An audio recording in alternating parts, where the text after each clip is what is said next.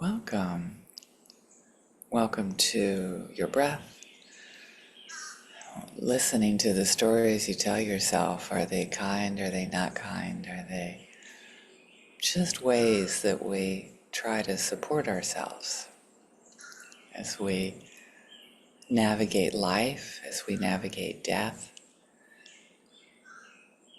as we continue to encourage ourselves to, and you can be curious. This is a mystery. You have no idea how your life will end, or if your life will end. See, that's the trouble with, I hear, end of life care. Yeah, but who says it's the end of life? You know, certainly people carry on in their, what they bring to the world, what they share with others, and there's a wonder and there's a mystery about death. Just use the word death, meaning you no longer have a physical body that's intact the way we know it. And even that is constantly changing, right? I look at my arms and it's like, whoa, look at that skin. That's amazing. Who'd have thought you ever would have been to the point in your life that you get to have skin like this?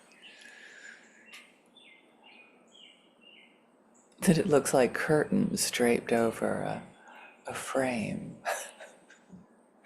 Right? You know, wow, how incredibly, what a mystery it is that we can come to the point that we are.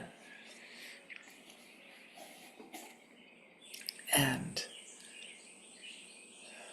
be curious about it. The, being with a parent, a parent-in-law, still a parent, and, many of us have done that, have navigated that, a slow process when the person is obviously not in this life anymore. And who am I to judge whether the slow process in my evaluation, right? My judgment, it seems really slow. And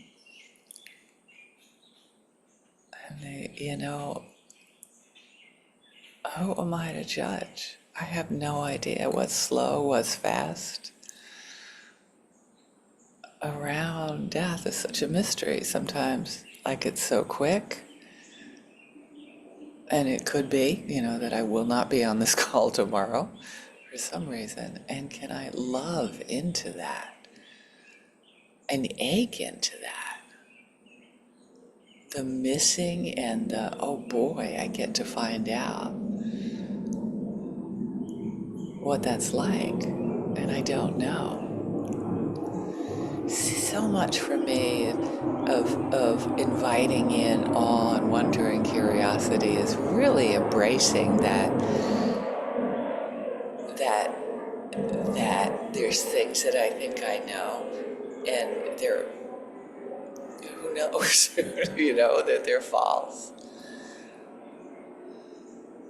And the achiness, the lack of memory. I saw this morning me like forgetting stuff in the setup, and it's like, oh yeah, right, grief.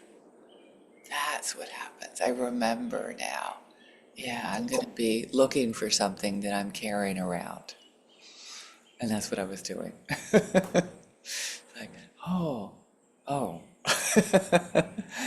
I guess, we do that when you're younger, and even when we're not grieving, and sort of normalizing, like letting things drop, forgetting appointments. Something is prioritizing itself in my life beyond this little internet device. There's something more important to look at, to be with, to feel into. and not go on automatic pilot with plans and chores. And let things drop if they need to drop.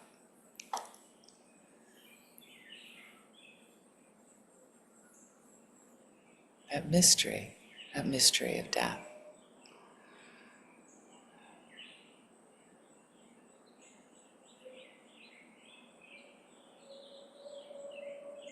We can see it happen.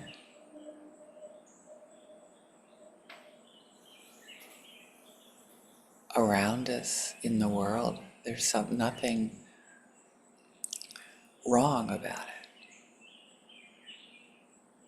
It totally makes sense in the way life works, with life generating new life by dying, by feeding it. How can we invite more welcoming with all of the feelings and all of the concerns we might have about our death, our loved one's death? How can we invite that into a loving kindness meditation? May I stand in curiosity and wonder and not miss stuff because I'm so involved in an idea of how things should be. How can I be in my body and open up my chest to empathy, even when the person is not conscious? To be there, to hold their hand, to stay present to whatever they need to go through, whatever's going on for them.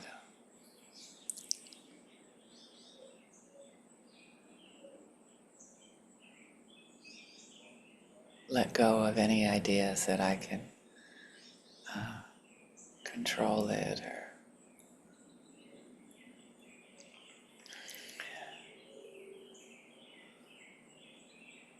or change it in any way, right?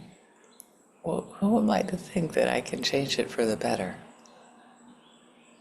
I mean, we can all make decisions based on this moment, but thinking we have everything worked out till the end, or to the time when we can't make decisions in this world physically, who knows? So I'd love for you to, if it's alive for you, to tap into the joy of living a life when we can make decisions and letting go any idea that we're in very much control. And it comes back to the 5 remembrances as what I have as my legacy is what I'm bringing into the world in this moment, in this breath. That's the only thing that is really makes sense, is what our needs are, to stay with my needs as long as I can. And even interpret my stories of like, oh yes, that's because, I love my father-in-law. I don't want him to suffer.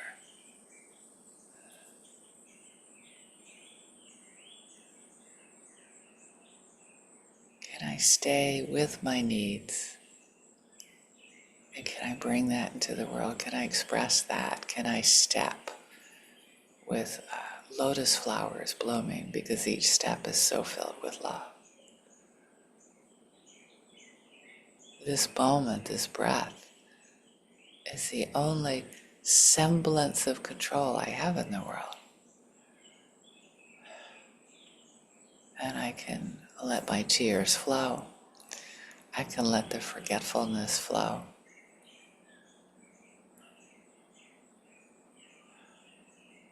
And when things fall apart, I can mourn them and say, of course they're falling apart. This is the way life is in this moment. It's just my interpretation of what falling apart looks like. And when we're with our loved ones that are thinking that they can somehow control the outcome, can somehow stop the inevitable. Just love them. Wish that they had a little bit more curiosity around the process, around the forgetting, around the confusion.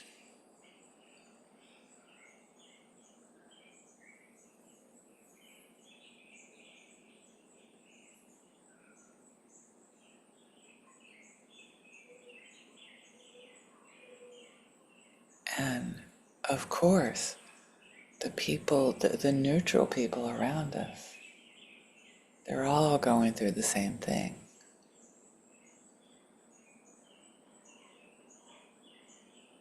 100 people in a room at the memorial that I was with yesterday.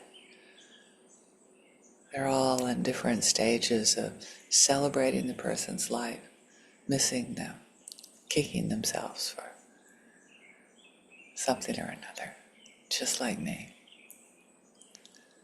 So offering curiosity to people we don't know well. And then to ones we think we know because we're judging them. I'm laughing at myself more than anything else. Offer curiosity to myself about them and their experiences. And love. And I love myself when I tell myself they're difficult. And then all beings in the world, may they benefit from this practice of curiosity, letting things drop, sometimes with humor,